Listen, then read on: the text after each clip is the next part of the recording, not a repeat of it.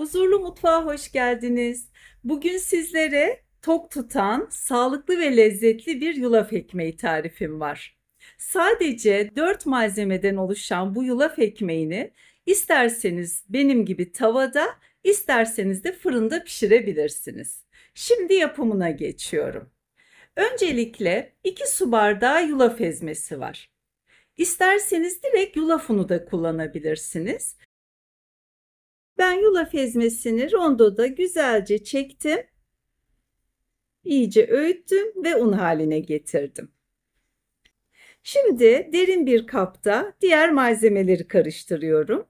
2 tane yumurta kullanacağım. Yumurtalarımı çırptım. Üzerine 1 su bardağı yoğurt ilave ediyorum.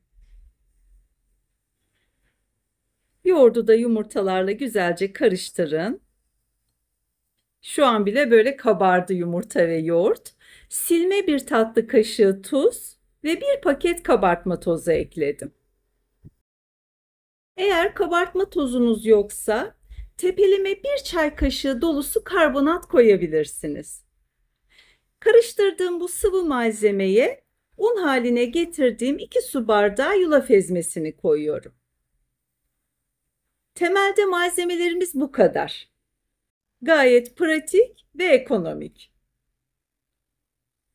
Malzemeleri şimdi iyice karıştıracağım. Birbirine geçmesini sağlayacağım.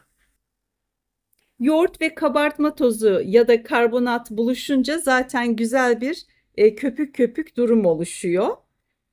Ve bir poğaça hamuruymuş gibi puf puf bir dokusu oluyor. Ben direkt böyle pişirecektim ama birkaç malzeme daha eklemek istedim. Hem besleyici ve tokluğunu arttırmak hem de lezzetini de daha güzel yapmak için. 1 çay kaşığı zerdeçal koydum. 1 yemek kaşığı kadar keten tohumu. Keten tohumunu öğüterek de koyabilirsiniz. Ben şöyle tane tane görünsün istedim fotoğraflarda ve videoda. Çok fazla koymayın çünkü hamuru sertleştiriyor keten tohumu. Zerdeçalın o güzel sarılığı da ortaya çıksın. İyice karıştırdım malzemeyi. 1 yemek kaşığı dolusu da ay çekirdeği içi. Vardı bende bir paket, ondan koydum. Bu esnada bu malzemeye arzu ederseniz zeytin, isterseniz ceviz ya da kurutulmuş domates de ekleyebilirsiniz. Çok güzel olur. Ekmeğimizi kısık ateşte ve ocağın küçük gözünde pişireceğiz. Bu yağlı kağıtları tavada ilk kez deniyorum. O nedenle onu da yağladım tekrar. Tava ölçüsü de 22 santim. Daha küçük olmasın bu malzemeye. İçi kolay pişsin ama daha büyük bir tava olabilir. Malzemenin üzerini düzeltiyorum. Tavanız kalınsa, ki benim de öyle aslında, ben bu kağıdı denemek istedim. Tavayı çok güzel yağlayarak direkt malzemeyi dökersiniz ve kısık ateşte öyle de pişirebilirsiniz. Ekmeğin üzerine de biraz yulaf ezmesi serptim. Güzel görünmesi için. Şimdi kapağını kapattım.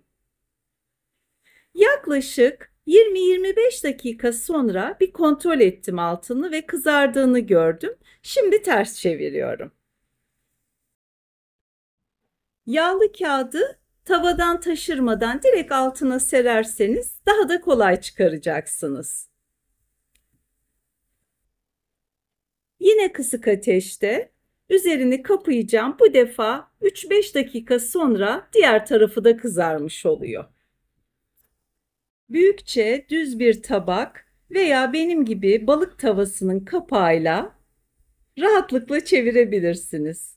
Mis gibi yulaf ekmeğimiz hazır. Hem de hiç fırın açmadan pişirdik. Dilimliyorum, içini de göstereceğim. Keten tohumu koyduğum için biraz daha böyle sıkı oldu ama çok doygun oldu. Bir dilimi bile saatlerce tok tutuyor. Hele yanında bir bitki çayı ya da 1-2 bardak su içtiniz mi tokluğunuzu göreceksiniz. Videoyu buraya kadar izlediyseniz lütfen beğenmeyi, bir böcek, çiçek bile olsa, kalp bile olsa yorum yazmayı unutmayın. Kanalıma abone olmak ücretsizdir. Eğer abone olursanız çok mutlu olurum. Yanında da bir çan işareti gibi bildirim zili var. Lütfen onu da tümü diye işaretleyin. O zaman bir tarif paylaştığımda hemen haberdar olabilirsiniz. Beni Instagram'da da Huzurlu Mutfak Buket Cengiz olarak takip edebilirsiniz. Tekrar görüşmek üzere, şimdilik hoşça kalın.